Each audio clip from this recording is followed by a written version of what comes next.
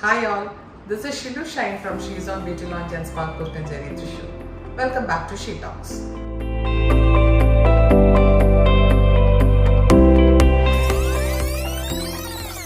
Normally brides to be എപ്പോഴും കുറേ കൺഫ്യൂഷൻസും ഡൗട്ട്സും ഉണ്ടാവും. എന്തൊക്കെ പ്രിപ്പറേഷൻസ് ചെയ്യണം, എപ്പോഴാണ് ചെയ്യേണ്ടത്, നമുക്കതൊക്കെ ഒന്ന് ക്ലിയർ ചെയ്യാൻ നോക്കാം. ഒരു 1 month ബിഫോർ എങ്കിലും സ്റ്റാർട്ട് ചെയ്യാൻ നോക്കുക.